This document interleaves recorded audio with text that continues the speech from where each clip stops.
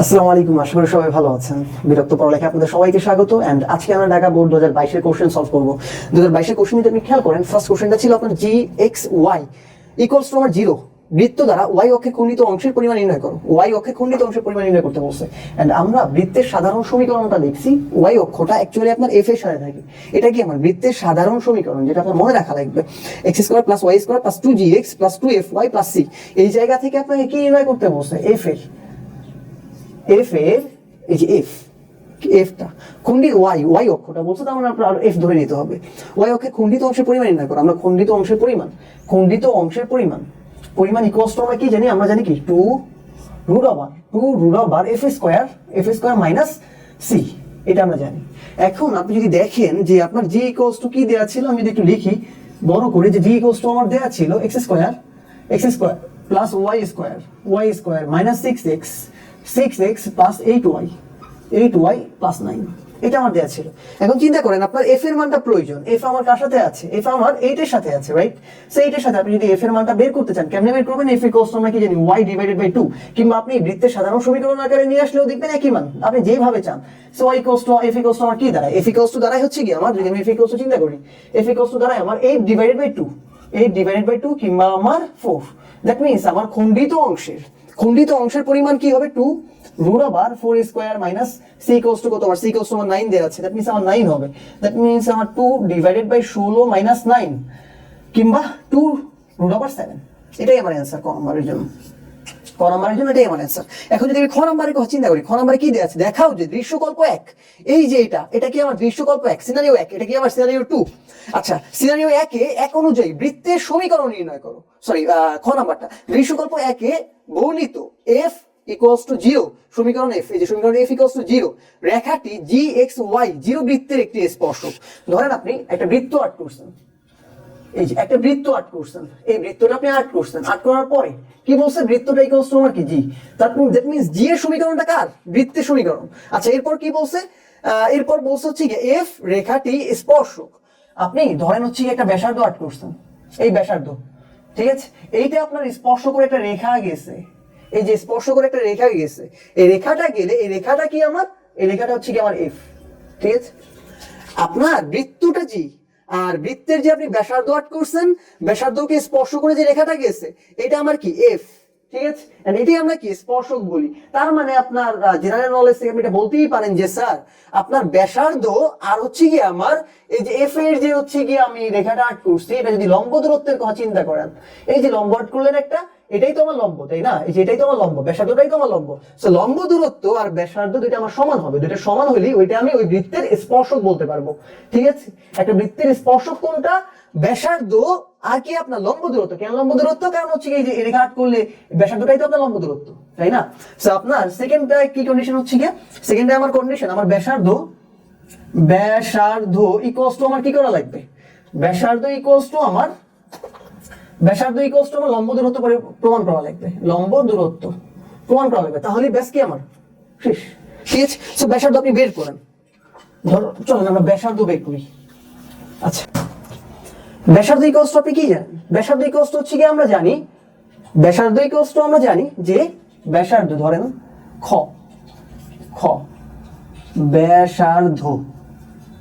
ব্যাসার্ধ equals to আমরা জানি root over G square plus হচ্ছে কি আমার এফ স্কয়ার মাইনাস আমার সি। এটাই তো আমি ব্যাসার্ধ জানি, তাই না? Root over G square plus F square minus C, এটাই তো আমি জানি। সেটা যেহেতু আপনি জানেন, জি এর মানটা আপনি জানেন, জি এর মানটা কার বের করতেছেন আপনি? বৃত্তটা কার আমার? তার জি এর মান। বৃত্তটা তো আমার জি, এই যে বলিয়ে দিয়েছে যে স্পর্শক এত রেখাটি জি বৃত্তের, তার মানে বৃত্তটা আমার কে? জি।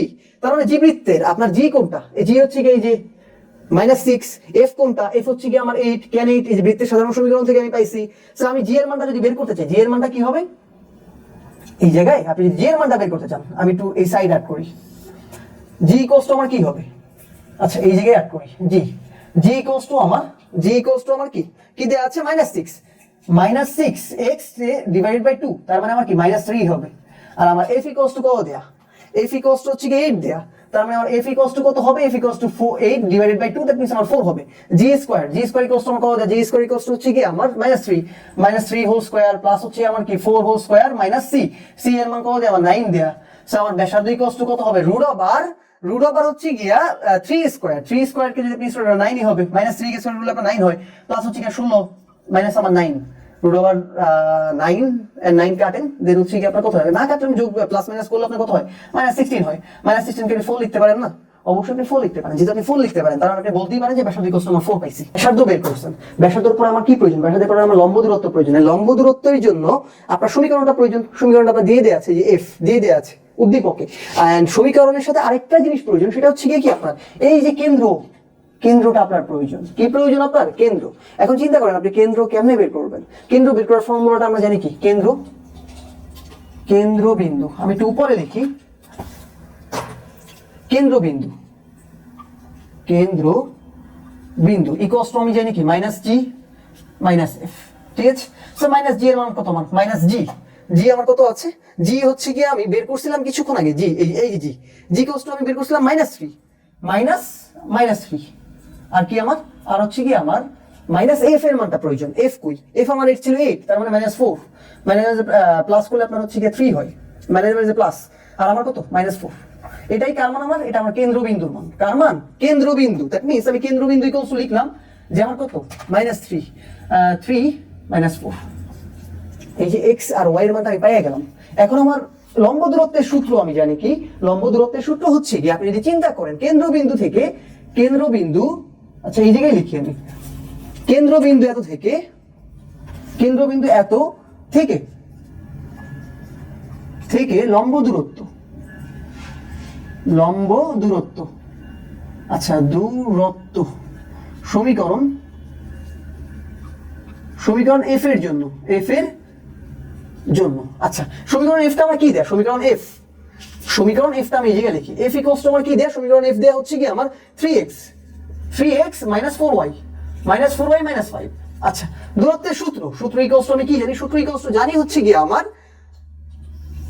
মডুলাস f এর সমীকরণটা আমার কি ছিল 3x -4y -5 x এর জায়গায় আপনি কি করবেন x এর জায়গায় এই যে আপনার কেন্দ্রের যে হচ্ছে কি আপনার x কিংবা ভুজ কেন্দ্রের ভুজটা এন্ড সমীকরণ আপনার y মানে কোটির জায়গায় কি হবে কেন্দ্রের কোটি ঠিক আছে তো 3x 3 ইনটু x এর মান কত আমার 3 এন্ড -4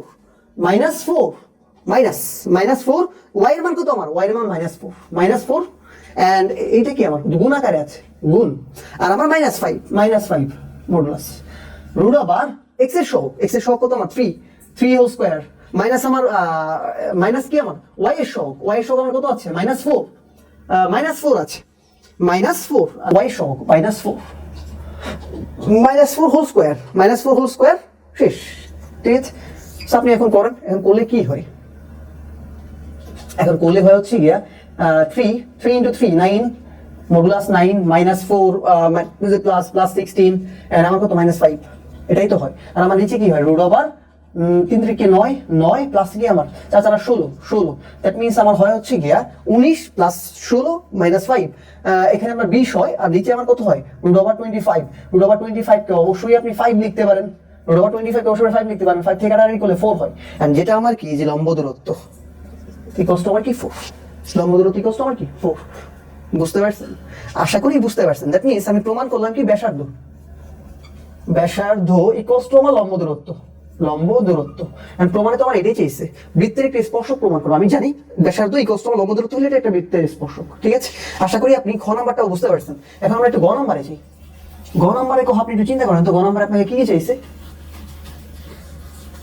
গ নাম্বারে ফার্স্টে কি চাইছে দৃশ্যকল্প 2 অনুযায়ী বৃত্তের সমীকরণ নির্ণয় করতে বলছে এরপর ফার্স্ট কাজ কি দিছে আপনাকে ফার্স্ট কাজ বুঝি গ নাম্বারে কি আপনি ফার্স্ট কাজে লেখেন ফার্স্ট কাজে হচ্ছে কি আপনার সমীকরণ নির্ণয় করা ফার্স্টে কি করবেন আমি একটু মার্ক করে দিই এই যে বৃত্তের সমীকরণ নির্ণয় করতে বলছে দৃশ্যকল্প 2 অনুযায়ী এরপর কি করতে বলছে নির্ণয় বৃত্ত এই যে বৃত্তটা আপনি নির্ণয় করছেন এই বৃত্তটাই fx y = 0 রেখার ছেদ বিন্দু এই যে f = আপনাকে কি করতে বলছে ছেদ বিন্দু ধরতে বলছে আর মূল বিন্দু কবে বৃত্তের সমীকরণ নির্ণয় করো আচ্ছা একটা করে যাই কিন্তু ধাপ দুইটাই আমার সমীকরণ নির্ণয় করতে বলছে তার মানে ফার্স্টের সমীকরণটা দিয়ে আমি শুরু করি দৃশ্যকল্প 2 অনুযায়ী বৃত্তের সমীকরণ নির্ণয় করো দৃশ্যকল্প 2 তে আমার কি দেয়া আছে 5 3 ও -5 7 বিন্দু একটি বৃত্তের ব্যাসের প্রান্ত বিন্দু এটা দেয়া আছে তাহলে আমি একটা বৃত্ত আঁক করি ধরেন এটা একটা বৃত্ত একটা ব্যাস এটা ধরেন একটা ব্যাস বৃত্তের দুইটা অংশ থাকে এই পার্ট আর এই পার্ট প্রান্ত বিন্দু আচ্ছা একটি বৃত্তের ব্যাসের প্রান্ত বিন্দু দুইটা দেয়া আছে লিখে ফেলি 5 3 এন্ড এই সাইডে আমার কত -5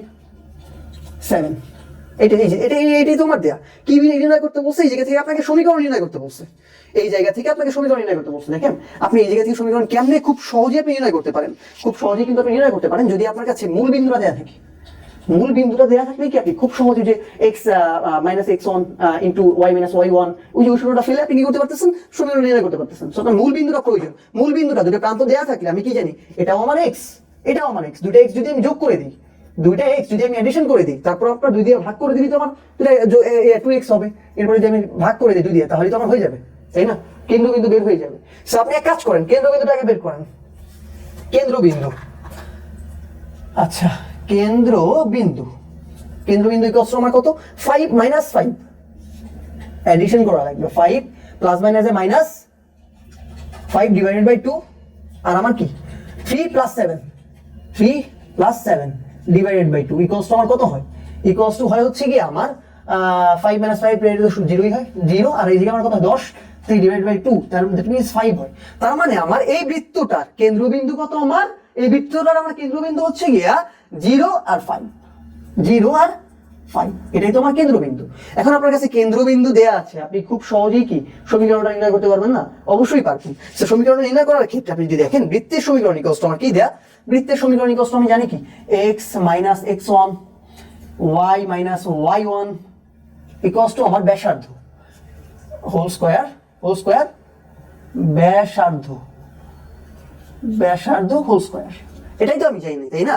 x1 এর মান পাইছেন, x1টা কি আমার কেন্দ্রবিন্দু, এই যে 0 এটাই তো আমার x1 এর মান, y1 5 এই 5টা আপনি পাইছেন, জাস্ট আপনাকে কি প্রয়োজন, ব্যাসার্ধটা প্রয়োজন। এখন আপনাকে ব্যাসার্ধটা নির্ণয় করা লাগবে এখন সমীকরণের জন্য, কারণ কি আমরা দৃশ্যকল্প অনুযায়ী বৃত্তের সমীকরণ নির্ণয় করতে বলছে। আপনার বৃত্তের দুইটা সাইড দেয়া আছে, ব্যাসের দুই প্রান্তের মান দেয়া আছে, দুই প্রান্তের মান থেকে আমরা যেটা সমীকরণ নির্ণয় করতে চাই কি কি প্রয়োজন, ফার্স্ট হচ্ছে কি আমার কেন্দ্রবিন্দু যদি পাই আর আমার কি পাই, ব্যাসার্ধ পাই। কেন্দ্রবিন্দু আর ব্যাসার্ধের একটা ফর্মুলা জানি সমীকরণ নির্ণয় করা, সেটা কি x - x1 whole square y - y1 whole square equals to আমার কি ব্যাসার্ধ হোল স্কয়ার, তাহলে আমার এটা একটা সমীকরণ, ঠিক আছে? এটা আপনি জানেন। সো এখন আপনার ব্যাসার্ধের মানটা হয়ে গেলেই তো হয়ে যাচ্ছে, তাই না? দেখেন খুব সূক্ষ্মভাবে চিন্তা করেন, আপনার কি প্রয়োজন, ব্যাসার্ধের মানটা প্রয়োজন। যেহেতু আপনার ব্যাসার্ধের মান প্রয়োজন, আপনার কাছে দুইটা প্রান্ত দেয়া আছে, ধরেন এই সাইডে তো আপনার দুই প্রান্তই দেয়া আছে, এই যে এই একটা চিত্র আর্ট করেন, এর এই একটা ব্যাসার্ধ, এই একটা ব্যাসার্ধ, দুইটা মিলিয়ে তো আমার ব্যাস হয়েছে। এক পাশের মান দেয় আমার 5 3 আর এক পাশের মান দেয় আমার কত -5 7। সো আপনি কেন্দ্রটার মানও জানেন 0 5। এখন যদি আপনি একটা কাজ করতে পারেন না, এখন চাইলেই আপনি যেটা করতে পারেন, যে কোনো এক প্রান্তের এই যে আমার ভুজটা আছে, এই যে ভুজ, এই যে এই প্রান্তের দূরত্ব বের করার সূত্রটা আমি কি জানি, সূত্রটা হচ্ছে গিয়ে আমার ব্যাসার্ধ equals to √r x - x, কেন্দ্রবিন্দু 0 - 5। ধরেন আমি এটাই নিলাম, লেটস সে আমি এটাই নিলাম, এইটা নেন, যেহেতু মাইনাস লিখে ফেলছি এটাই নেন। যে কোনো এক সাইড নিয়ে কাজ করবেন, হয়তো এই সাইড নিয়ে কাজ করবেন না, হয়তো আপনি এই সাইড নিয়ে কাজ করবেন। ধরেন আমি এই সাইড নিয়ে কাজ করলাম, তাহলে কি হবে 0 - 5 হোল স্কয়ার x - x1, এই যে x - x1, এরপর কি আমার প্লাস y কি আমার 5 - 3 হোল স্কয়ার, 5 - 3 হোল স্কয়ার পেয়েছেন। আচ্ছা এরপর কি করবেন, এরপর হচ্ছে কি আপনি সাধারণভাবে যে ইকুয়েশনগুলো টানেন -5 কে হোল স্কয়ার করলে 25 প্লাস 5 - 3 দ্যাট মিন্স 2 কে হোল স্কয়ার করলে 4 29 √29, ঠিক আছে? আচ্ছা √29, সো 29 যেহেতু আমার হইলো, আমি ব্যাসার্ধটা পেয়ে গেলাম। ব্যাসার্ধ ইকুয়ালস টু আমার কি মাইনাস √29, সো আমি ব্যাসার্ধ ইকুয়ালস টু যে বসাইতে পারতেছি না, আমার কাছে এখন সবই আছে। ব্যাসার্ধ ইকুয়ালস টু আমার যে কি ব্যাসার্ধ ইকুয়ালস টু আমি লিখতে পারতেছি 29 √29, ঠিক আছে? যেটা লিখতে পারতেছেন, সো আপনি এখন ইজিলি করতে পারবেন না, সমীকরণটা বের করতে পারবেন না? অবশ্যই পারবেন। দেখেন আমরা কি জানি, মূল বিন্দু যেহেতু পেয়েছি, এই যে সমীকরণ ইকুয়ালস টু আমি জানি যে মূল বিন্দু 0 এটা x - 0 whole square, x - 0 whole square. এরপর কি আমার, এরপর হচ্ছে গিয়া y - y1 আমার কত দেয়া 5 দেয়া, -5 হোল স্কয়ার ইকুয়ালস টু আমার কত ব্যাসার্ধ হোল স্কয়ার √29, যেটা আমি একটু আগে বের করলাম হোল স্কয়ার। এখন যদি আপনি চিন্তা করেন, সাধারণ ইকুয়েশনটা টানেন, y - 0 আছে, a + a - b হোল স্কয়ারের সূত্র আছে x square minus 2a b, বিতে আপনার 0 আছে, করলে 0 হয়ে যায়, লিখলাম না। মাইনাস প্লাস y স্কয়ার কত আমার 0 হোল স্কয়ার কে করলে আপনি 0ই হয়, এইজন্য আমি লিখি নাই। এরপর দেখেন, এরপর কি আছে, y - 5 হোল স্কয়ারের সূত্র, that means plus y square a square minus 2ab, 2a কত আমার y, b 5, 5 দ্বিগুণে 10, 10y। আচ্ছা, যদি আমার 10y হয়, এরপর কি আমার প্লাস 5 স্কয়ার 25, এই কষ্ট আমার কত 2 আর রুট ওভার কাটা 29টা এই সাইডে আনলে তো আপনার সমীকরণ পেয়ে যাচ্ছেন, তাই না? So x square plus y square minus 10y এই সাইডে আনলে, যদি আপনি এই সাইডে আনেন -29 হয়ে যায়, -29 and 25, তার মানে আমার -4 ইকুয়ালস টু আমার 0। কেন? কারণ 29 বড়, 25 ছোট, বড়টা আমার মাইনাস, তার মানে এই জন্য আমার মাইনাস হয়েছে। তার মানে এটাই কি আমার এই যে এই সমীকরণটা বের করে ফেললেন, ফার্স্ট যে সমীকরণটা আপনাকে বের করতে বলছে বের করে ফেলছেন। এখন আপনাকে কি বলছে, এই যে একটা সমীকরণ, এই যে একটা কি আমার সমীকরণ, এই সমীকরণটা আপনি বের করছেন, এই সমীকরণটা ইকুয়ালস টু কি করতে বলছেন, নির্ণয় বৃত্ত, এই যে এটাই কি আমার নির্ণয় বৃত্ত ও f(x, y) ইকুয়ালস টু 0 রেখার ছেদ বিন্দু। তার মানে এফটা কি আমার ছেদ বিন্দু, এই জায়গায় আমার এফটা কি হিসাবে কাজ করতেছে, ছেদ বিন্দু হিসাবে কাজ করতেছে, ছেদ বিন্দু রেখা ও মূল বৃত্তগামী বৃত্তের সমীকরণ নির্ণয় করো, মূল বৃত্তগামী বৃত্তের সমীকরণ। এখন আমি মূল বৃত্তগামী একটু কাটি পরের ইকুয়েশনটা দেখেন, মূল বৃত্তগামী বৃত্তের সমীকরণ নির্ণয় করতে বলছেন। মূল বৃত্তগামী বৃত্তের সমীকরণ ইকুয়ালস টু আমি জানি সমীকরণ, মূল সমীকরণ, আপনি কিন্তু যে মূল না মূল বিন্দুগামী, আপনার আবার কনফিউশন হয়ে যাবে, যেন আমি লিখিয়ে দিই, মূল বিন্দুগামী বৃত্তের সমীকরণ ইকুয়ালস টু আমি জানি মূল বিন্দুগামী সমীকরণ ইকুয়ালস টু আমি জানি বৃত্তের সমীকরণ প্লাস কি আমার একটা ধ্রুবক নিবেন, ধ্রুবক ছেদ বিন্দু আমার কি দেয়া, ছেদ বিন্দু হচ্ছে কি আমার f দেয়া, বৃত্তের সমীকরণ প্লাস কি আমার একটা ধ্রুবক নিবেন, এরপর আমার কি ছেদ বিন্দু সমীকরণ, ঠিক আছে, ছেদ বিন্দুর সমীকরণ। আচ্ছা, যদি আপনার এটাই হয় ইকুয়ালস টু আমার কত 0, ইকুয়ালস টু আমার 0। আচ্ছা, যদি এটাই হয় আপনি চিন্তা করেন, আপনি একটু করে ফেললে কি হয়, করে ফেললে একটু চিন্তা করেন। আচ্ছা, সমীকরণ ইকুয়ালস টু আমার কি হয়, x square plus y square minus 10y minus 4 লিখছেন, এই যে মূল বৃত্ত, এই বৃত্তের সমীকরণটা লিখছেন, প্লাস কে একটা ধ্রুবক নিছেন, কে এর সাথে কি হবে আপনার এফটা যুক্ত হবে। এখন এফ ইকুয়ালস টু আমার কত দেয়া, এই যে ছেদ বিন্দু, এফটা কিন্তু আমার ছেদ বিন্দু, এটা ধ্রুবক নিছেন, ধ্রুবকের সাথে ছেদ বিন্দুটা গুণ হবে, তো ছেদ বিন্দুটা ইকুয়ালস টু আমার এফ ইকুয়ালস টু দেয়া আছে 3x minus 4y minus 5 equals to আমার 0, এটাই তো আমার কাছে দেয়া আছে। দেখেন আপনি সব মান পেয়ে গেছেন, শুধুমাত্র আপনার বাকি হচ্ছে কি কে এর মানটা 0 বিন্দু থেকে ধরে নিই, মূল বিন্দুগামী এটা আমি ধরলে আমার 0 ইকুয়ালস টু কি আমার x, 0 ইকুয়ালস টু কি আমার y, বুঝকোটি। এখন চিন্তা করেন, আপনি যদি এই ইকুয়েশনে বসান 0 এর মানটা, আপনার আলটিমেট টার্গেট হচ্ছে গিয়ে কে এর মানটা বের করা, কে এর মানটা হলে আমার তো সমীকরণটা মিলে যাচ্ছে, তাই না? সো আপনি এক কাজ করেন, 0 হোল স্কয়ার প্লাস আমার y মানে 0 whole square minus 10 into 0 minus 4, এরপর কি আমার প্লাস কে, এরপর আমার 3x 3 into 0 minus 4 into 0 minus 5 equals to আমার 0 এইগুলো তো আমার সব বাদ, এই যে 10 ইনটু 0 এটা তো আমার বাদ, তার মানে আমার থাকতেছে কি -4 প্লাস এটাও তো বাদ, তার মানে আমার কি থাকতেছে -4 আর কি থাকতেছে প্লাস মাইনাস 5k কিংবা k -5k যদি আমার 4 হয়, সেক্ষেত্রে আমার k এর মানটা যদি বের করতে চাই আমি কি করব, জাস্ট সিম্পলি k যেহেতু গুণ আকারে আছে আমার এই সিরিজে ভাগাকারে হয়ে যাবে -4 ডিভাইডেড বাই 5, এই যে এই মাইনাস, এই যে 5 এর সাথে যে মাইনাসটা আমি এখানে রাখলাম, ঠিক আছে, -4 ডিভাইডেড বাই আমার 5, দ্যাট মিন্স আপনি এই জায়গা থেকে কি করছেন, k এর মানটাও কিন্তু যে বের করে ফেলছেন, যেহেতু আপনি k এর মানটা বের করে ফেলছেন, এখন আমার k এর মানটা বসাই দিলে আমার সমীকরণ শেষ, সেই পর্যন্ত লিখছেন। আমি অ্যাকচুয়ালি এই লাইনটা কাটতেছি, বাট আপনারা কাটবেন না, পরীক্ষার হলে কাটবেন না, ঠিক আছে। এই লাইনের পর আবার আপনি এই সমীকরণ ধরেন আমি 3 নম্বর সমীকরণ দিলাম, আপনাদের সুবিধার্থে আমি কাটলাম না, আমি বসাই দিলাম 3 নম্বর সমীকরণ। সো 3 নম্বর সমীকরণ 3 এ k এর মানটা আপনি বসাইতেছেন, বসাইলে কি পান, সমীকরণ 3 এ k এর মান বসি, k এর মান বসিয়ে কে এর মান বসাইলে আপনি কি পান X square plus Y square minus 10y minus 4 plus K এর মান আমার কত মাইনাস 4/5, দ্যাট মিনস এদিকে আমার মাইনাস হয়ে যাবে, প্লাস মাইনাসে মাইনাস, এই যে কে এর মান বসাইতেছেন মাইনাস 4/5, সরি মাইনাস 4/5, এরপর কি হবে আমার 3x minus 4y minus 5 equals to আমার 0 হবে।